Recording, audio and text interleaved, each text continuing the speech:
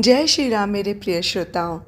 तो आज आपको मैं श्यामल काया गोरी छाया संघर्ष काल 1 का भाग 2 सुनाने जा रही हूँ।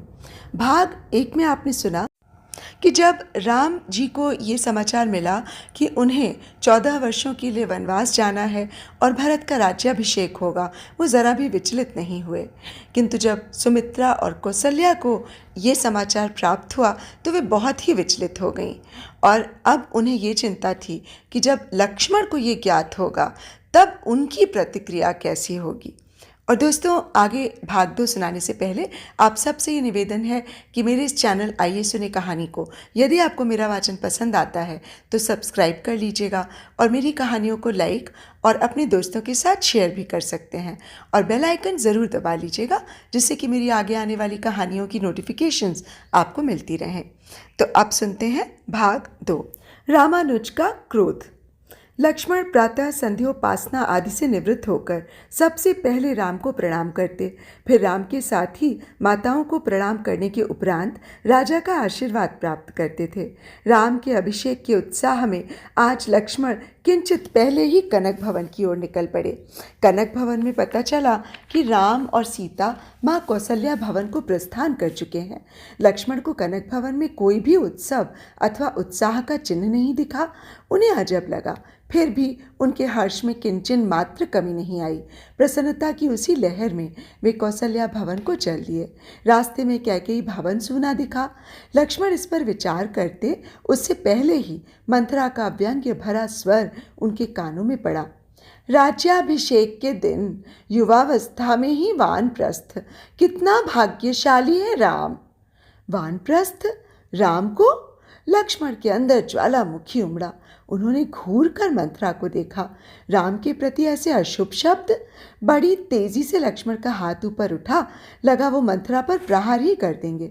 मंथरा भी भय से खंबे के पीछे छिप गई, किंतु सोचकर कि राम मंथरा को मातृवत सम्मान देते हैं, उनका क्रोध उस खंभे पर ही गिरा। उन्होंने तना हुआ घूंसा उस खंभे पर दे मारा। खंभा आघात से गूंज उठा। खंभे के पीछे दुबकी कुबड़ी मंथरा उस घात से उत्पन्न ध्वनि से घबराकर स्वतः धरती पर गिर पड़ी। लक्ष्मण ज्वालामुखी के लावा की भांति आगे चल दिए। मंथरा कैकेयी के कुचक्र में बराबर की भागीदार रहती है। वो बिना किसी कारण इतना क्रूर व्यंग्य नहीं कर सकती। कहीं मंथरा की वाणी यथार्थ का निरूपण तो नहीं कर रही थी? रात भर में माता कैकेयी अपने षड्यंत्र में सफल तो नहीं हो गई? राम के आवास में किसी उत्सव का न होना भी उन्हें अब अमंगल सूचक प्रतीत होने लगा। लक्ष्मण विकल हो उठे। उनकी गति तेज हो गई। वो लगभग दौड़ते हुए कौशल्या भवन की ओर चल पड़े। कौशल्या भवन में प्रवेश करते ही लक्ष्मण स्तब्ध रह गए। कौशल्या मूर्छित भूमि पर पड़ी थीं। माता सुमित्रा और सीता उन्हें स्वस्थ करने का प्रयास कर रही थीं और राम घुटने पर बैठे जननी का हाथ से हिला रहे थे। लक्ष्मण को मंथरा के व्यंग्य की सत्यता पर विश्वास हो गया। लक्ष्मण का ओजस्वी स्वर गूंजा, आर्य राम, कैकेयी अपने कुचक्र में अंततः सफल हो ही गई। सबने महसूस किया कि लक्ष्मण राम के अनुज की तरह नहीं, एक सम्राट की भांति संबोधित कर रहे थे। सुमित्रा अपने पुत्र का वीर रूप देख प्रसन्न हुई। सीता को लक्ष्मण से ऐसी प्रतिक्रिया की आशंका थी। वे किसी अनहोनी से चिंतित हो उठी। कौशल्या की मूर्छा रामानुज के गंभीर गर्जन से टूटी। लक्ष्मण का रौद्र रूप देखकर उनका चेहरा खिल उठा। लक्ष्मण क्रोध में आकर राज्याज्ञा को भी पलटने में सक्षम है, सोचकर कौशल्या आशान्वित हो उठी। उनके मुख से अवसाद के पीलेपन के स्थान पर आशा की लाली दौड़ गई। राम माँ को स्वस्थ होता देख आश्वस्त हुए। हाँ लक्ष्मण, वो उठते हुए लक्ष्मण से बोले, ये सत्य है कि मुझे वल्कल वस्त्रों में 14 वर्षों के लिए वनवास की आज्ञा मिली है। माँ से आज्ञा पाकर मैं तुम्हारे पास ही आने वाला था। मेरे पास आने वाले थे? इसका सीधा अर्थ हुआ कि आप वन गमन हेतु प्रस्तुत हैं। राम ने स्वीकृति में सिर हिलाया। ये व्यर्थ की भावुकता है आर्य। वल्कल वस्त्रों में वनवास की आयु तो स्वयं बूढ़े दशरथ की है। फिर आवेश में हाँफते हुए कहा, यह आदेश दुष्ट मति कैकेयी के माया जाल में फंसे मति भ्रष्ट कामुक बूढ़े का प्रलाप है। वो प्रलापी दंड का भागी है और ये दंड उसे मैं स्वयं दूंगा। मैं सम्राट राम का सेनापति लक्ष्मण। रामानुज उसी प्रवाह में कहते गए, वीर भोग्या वसुंधरा, इक्ष्वाकु वंश में अभी तक सबसे योग्य व्यक्ति को ही साम्राज्य मिला है। यही कारण है कि सदियों से ये वंश धर्मानुसार अभी तक प्रजा का पालन करता रहा है। किंतु जब स्वयं राजा ही तुच्छ स्त्री सुख के लिए अधर्म करने को तत्पर हो जाए, तब वह प्रजा के सम्मुख क्या आदर्श प्रस्तुत करेगा? प्रजा को भी अनाचारी होने में कितना समय लगेगा? लक्ष्मण, तुम्हें जन्म देकर आज मैं स्वयं को वीर प्रसूता मानकर गदगद हूं।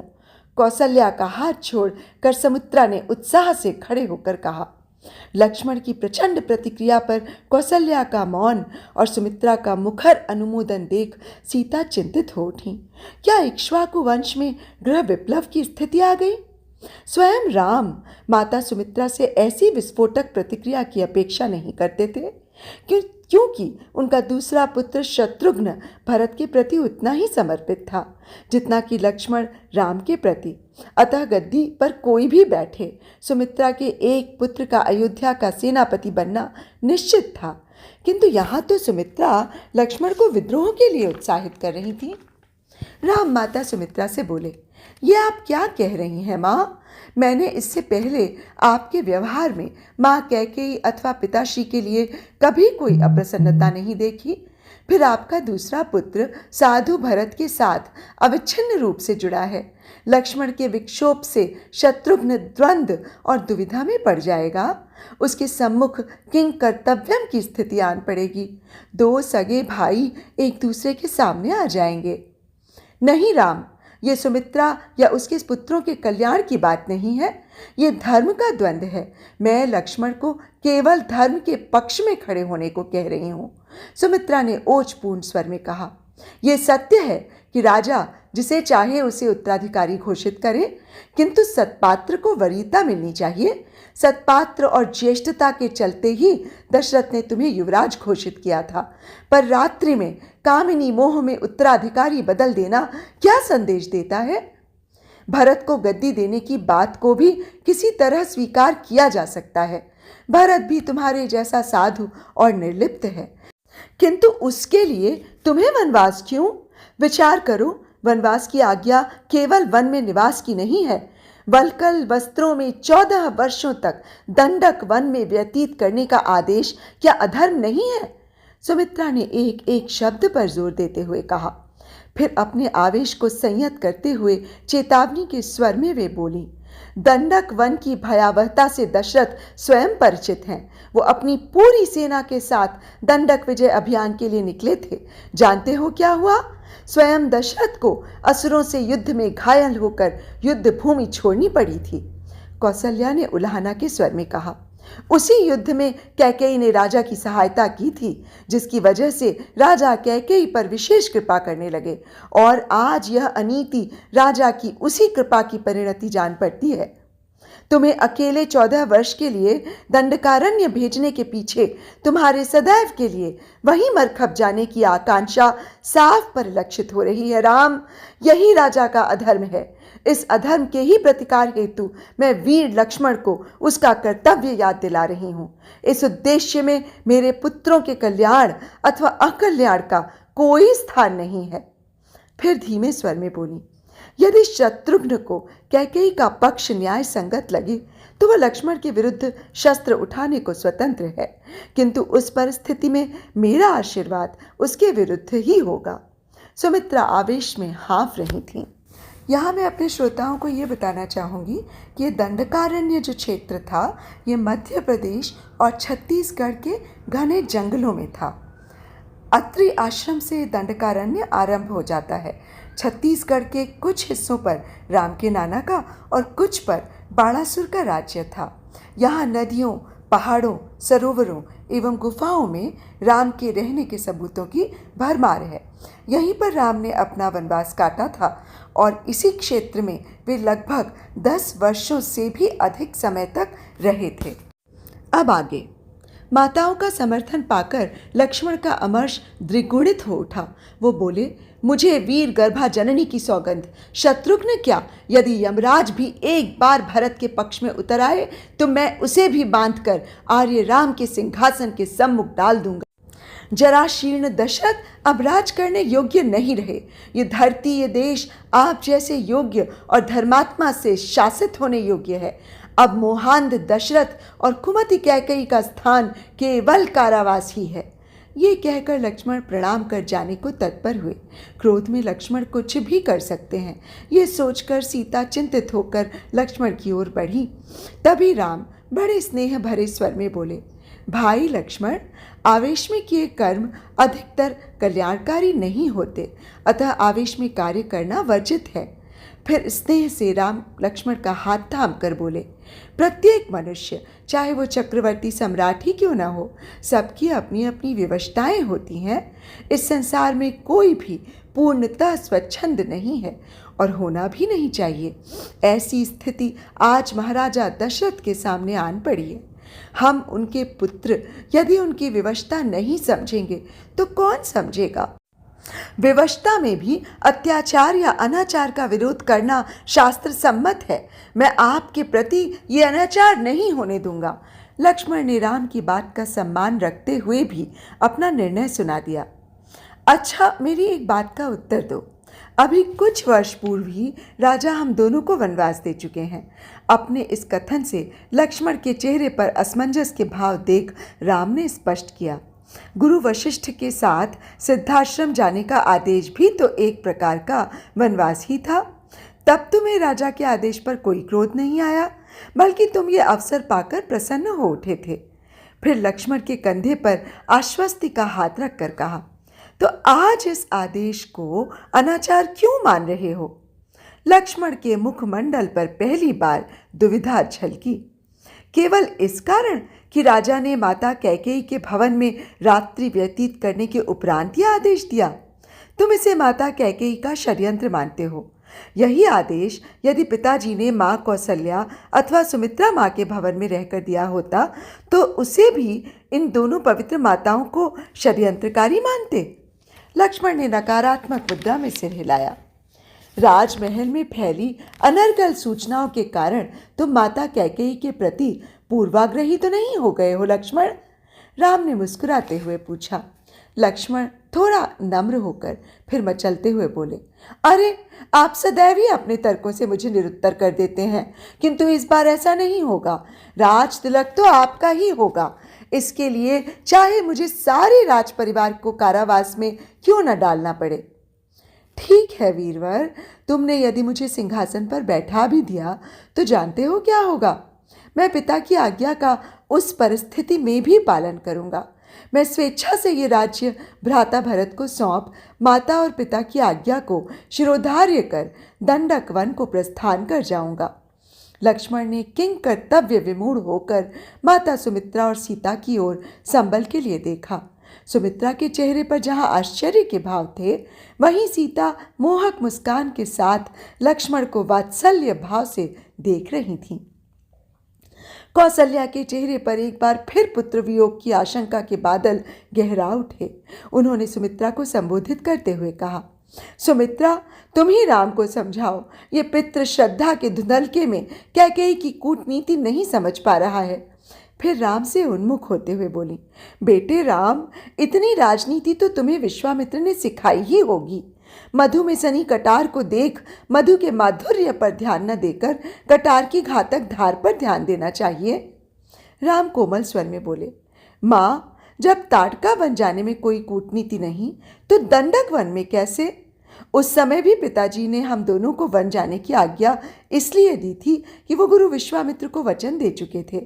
एक बार शंबर के विरुद्ध इंद्र और काशी नरेश दिवोदास की युद्ध में सहायता का वचन देकर पिताजी अपने प्राणों को भी संकट में डालने से पीछे नहीं हटे। आज के उनके आदेश में भी कुछ ऐसी ही विवशता है। शंबर के विरुद्ध इस युद्ध में माता कैकेयी पिता की जीवन रक्षक बनी। आज इतने दिनों बाद माता ने राजा के दिए 2 वर मांग लिए। वचनबद्ध राजा अपने वचन से मुकर नहीं सकते और न ही मुझे वन जाने का आदेश दे सकते हैं। इसी दुविधा से वो अब भी विहल हो धरती पर अचेत पड़े मर्मांतक कष्ट भोग रहे हैं। ऐसी परिस्थिति में मेरा या किसी और पुत्र का क्या ये दायित्व नहीं कि वो अपने पिता के वचन की रक्षा करे? कौशल्या की ठुड्डी पकड़कर प्रेम से कहा, आपको तो ज्ञात है माँ कि मेरे लिए अयोध्या का राज्य अथवा दंडक वन में प्रवास दोनों एक समान है। मेरे एक ही कृत्य से माँ की इच्छा और पिता का वचन दोनों का निर्वहन हो जाएगा। ऐसे में मुझे कुछ अन्यथा करने का प्रश्न ही नहीं। अतः माँ, मुझे आज्ञा दें, सूर्य ढलने से पहले ही मुझे अयोध्या छोड़ देना है। फिर सबको संबोधित करते हुए कहा, भरत साधु है, अयोध्या पर वो धर्म पूर्वक राज्य कर रघुवंशियों की कीर्ति पताका को नई ऊंचाई प्रदान करेगा। लक्ष्मण, तुम पिता का ध्यान रखना, वे मेरे जाने से अत्यंत दुखी हो जाएंगे। उनकी सेवा तुम्हारा पहला दायित्व है। लक्ष्मण पाषाणवत खड़े रहे, उनके मुंह से कोई शब्द नहीं निकला। राम दोनों माताओं को प्रणाम कर तथा लक्ष्मण के कांधे पर आश्वस्ति की थपकी देकर चल दिए। माताएं सिसक पड़ी, किंतु यह क्या, माताओं की सिसकियां उनके कंठ में ही अटक गईं। सीता ने अपने सारे आभूषण निकालकर दोनों माताओं के सामने रख राम के पीछे चल पड़ी। कौशल्या और सुमित्रा ने एक साथ पूछा, ये क्या वैदेही, तुमने अपने आभूषण क्यों उतार दिए? माँ, पति को वल्कल वस्त्र और निर्वासन का आदेश हुआ है। पत्नी की गति तो पति के पीछे ही होती है। ऐसी शिक्षा मुझे अपने मायके में मिली और यही मैंने आपसे सीखा। सीता ने विनम्रता से उत्तर दिया। इस बार सुमित्रा ने उठकर सीता का हाथ पकड़कर रोका। क्या कहती हो सीता, तुम भी राम के साथ वन को प्रस्थान करोगी? हाँ माँ, पत्नी अर्धांगिनी होती है। राम मात्र आधे शरीर से वन जाएंगे तो माता और राज्याज्ञा का उल्लंघन नहीं होगा क्या? सीता ने शांत मुस्कान के साथ कहा। राम सीता का माताओं के साथ ये वार्तालाप सुनकर लौट पड़े। कौशल्या को हतप्रभ देख सुमित्रा ने राम को संबोधित किया। ये क्या राम, सीता भी तुम्हारे साथ वनगमन को प्रस्तुत है? ऐसा कैसे हो सकता है? इसे समझाओ। राम कुछ बोले इसके पहले ही सीता बोल पड़ी। नहीं माँ, ये रघुकुल में पहली बार तो नहीं होगा। माता कैकेयी पता नहीं कितनी बार सम्राट के साथ शंबर युद्ध में पति के साथ युद्ध वेश में दंडक वन को गईं। एक बार तो वह सम्राट की प्राण रक्षक भी बनी। तो क्या तुम दुष्ट कैकेयी का मार्ग अपनाना चाहती हो? कौशल्या के स्वर में भरभराहट थी। उनके समस्त कृत्य तो नहीं, किंतु कठिन समय में पति का अनुगमन तो निश्चित ही स्तुत्य है और अनुपालन करने योग्य है। कौशल्या ने हताश होकर राम को पुकारा। राम, सुनो तो सीता क्या कह रही है। कहकर वो एक बार फिर से विलाप करने लगी।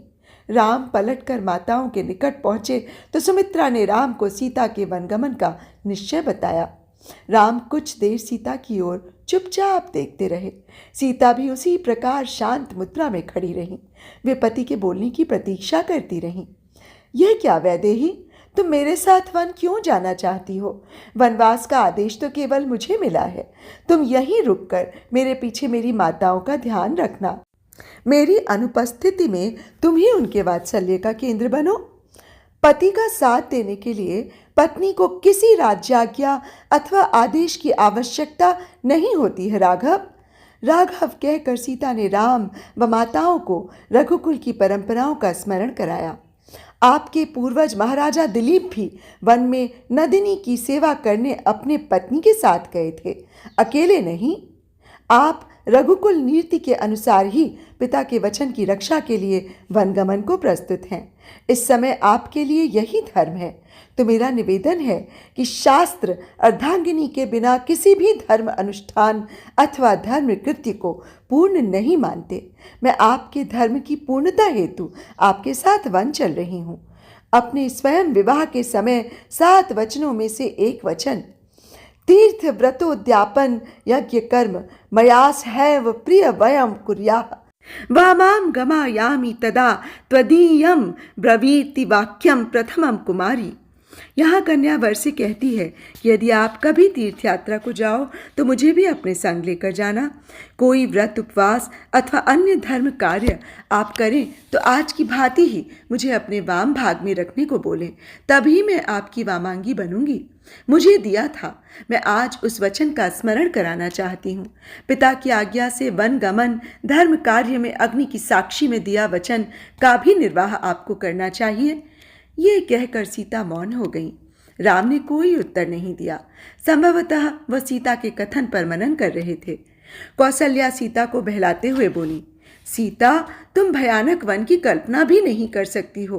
वन अनेक प्रकार के हिंस्र जंतुओं से भरा होता है। किन्हीं वनों में तो नरभक्षी जातियां भी रहती हैं। भूख लगने पर भोजन, प्यास लगने पर जल उपलब्ध नहीं होगा। अतः तुम महलों में पली बढ़ी सुकुमारी वन की दुरूहताओं को कैसे सहन करोगी? तुम यहाँ हम लोगों के पास ही सुरक्षित रहो, हम इसी से संतोष कर लेंगे। सुकुमारी शब्द पर सीता के आंखों में दीप्ति जल उठी, जिसे उन्होंने आंखें नीची कर सबसे छिपा लिया। फिर राम की ओर उन्मुख होकर बोली, आर्य, क्या मेरे पिता ने मुझे कमजोर अबला मानकर मेरे स्वयंवर की शर्त को इतना कठिन बना दिया था? राम धीमे से बोले, नहीं, मैं जानता हूं कि तुम्हारी क्षमताओं के अनुकूल वर खोजने के लिए ही विदेहराज ने इतनी कठिन कसौटी रखी थी। मैं स्वयं तुम्हें दुर्बल या अबला नहीं मानता। माताओं की ओर उन्मुख होकर सीता ने निवेदन किया, माँ, बच्चों की सुरक्षा हेतु माँ का व्यग्र होना प्राकृतिक है। वन में जितने कष्ट आपने गिनाए हैं वो पति के साथ रहने पर सुख में बदल जाएंगे। वहीं पति के वियोग में अयोध्या राज्य के सभी तथाकथित सुख मेरे लिए रौरव नर्क के समान दुखदायी होंगे। फिर सीता दोनों माताओं के पांव पकड़कर बोली, आपकी ही दी शिक्षा है कि पत्नी का हानि लाभ सुख दुख सब पति से ही है। तुम मैं संकट के समय पति को छोड़ अयोध्या के सुखों में कैसे जीवित रह सकती हूँ? मुझे मेरे धर्म से विचलित न करें माँ। कौसल्या निरुत्तर हो गई। सीता ने उनकी ही दी शिक्षा का वास्ता देकर उनको चुप करा दिया। आज कौसल्या को भान हुआ कि वो और सुमित्रा जब राजमहल में सुख भोग रही थी उस समय कैकेयी राजा के साथ युद्ध भूमि में उपस्थित रहती थी।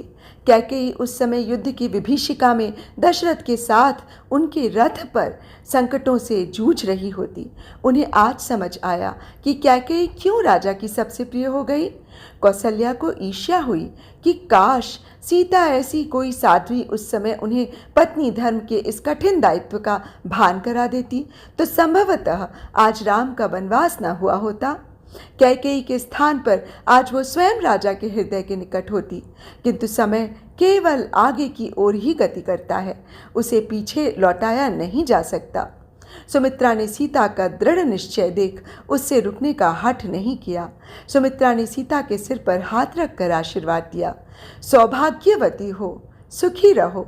अगले 14 वर्ष तक मैं मंगल आरती अपने मन में सजाए रहूंगी, तुम्हारे वन से लौटने की प्रतीक्षा करूंगी।